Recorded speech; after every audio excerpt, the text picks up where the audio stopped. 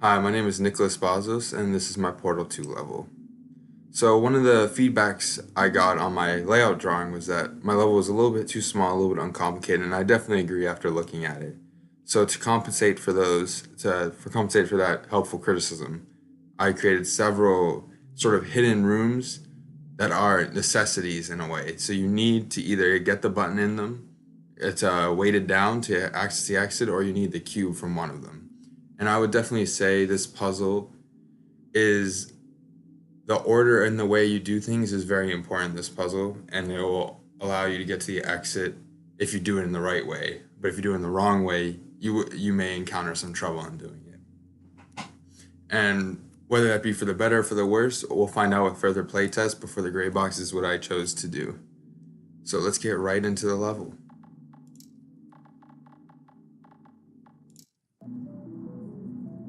So as we can start here, my player was already out a little bit, but I pressed both of these to bring these two boxes down. And we know there's a button up there, there's a button there.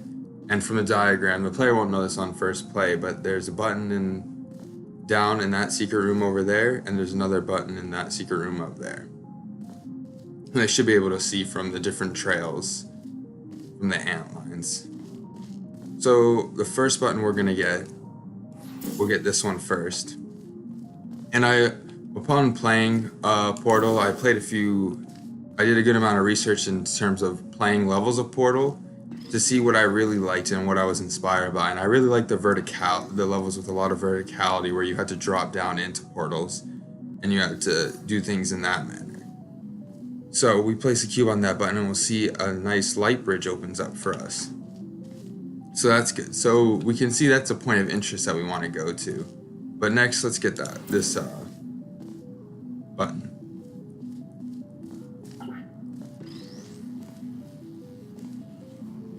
So in terms of how I was saying earlier about the order in which you do things is very important. For those first two blocks, whichever one you use for the button isn't that important. But when we come to this button and the one button on the Soul Island over there, we'll see why the order becomes important. So we want to make sure we don't come up over there. We want to make sure we go over here. That's a blue portal, so we'll put an orange one. We'll drop down on here. Oh no. So I lost that block unfortunately, but it's okay because we can use another one. Actually, no. See, this is where the order is important. I can't use that block because then it'll disappear. So I'll get on back over there, and I will get that block again. Sorry about that.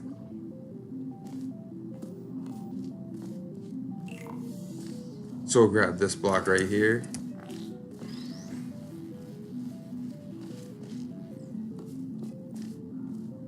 Put another portal there.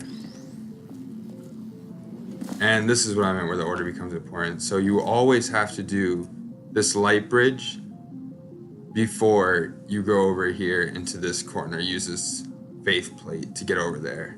So we'll go down here first because otherwise you won't have the cube you need to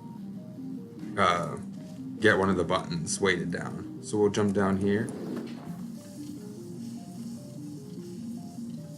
Take a nice little walk down to this button and place a cube on it, and thankfully we have a nice portal wall here that we can use. So let me just check that we have the orange portal up there, so we will use the blue portal over here. We'll get back over here, and now where comes the fun jumping. So we'll head in here, and I wanted to do this because I really enjoyed the use of faith plates when I was playing a lot of Portal 2 to make this level, and I thought it was very fun to be able to jump around. And as we can see, I just made the first mistake, and very important mistake, of not bringing the block over here. So I imagine that players will definitely go through the same thing in terms of forgetting to bring things and having to restart parts. But oh no. Alright, we'll use this to get back to where we wanted to. So yeah, I definitely think trial and error is going to be a big part of this level. in terms of when players first start, they won't exactly know where the buttons are, so they'll have to do a little exploring and maybe die a few times to exactly know. But as you can see right there are ways to get back, so you don't necessarily have to die. As I can understand, that would be very frustrating. So we got the button down there, we got those 3 ant lines, so we'll grab this cube, and now we will take the fun faith plates. So we'll jump around here, and we will successfully get the block onto there. And we will jump down. And as a little bit of level guidance in a way, I put these 2 lights next to this faith plate, because this faith plate is what's going to catapult you into the next sequence of the level. So we'll go here. We want to make sure we get that. Oh, and that's where I forgot.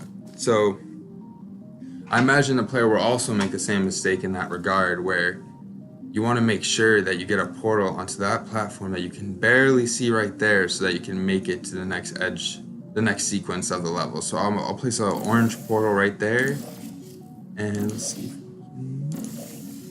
And this is the part of the level I had a little bit of trouble deciding whether to keep in or not, because about player frustration, we can see the portals on right there. But about player frustration, be able to hit that portal, or if it's a good challenge. So that's what I'm looking to play test after this Graybox submission. So we'll head over there now.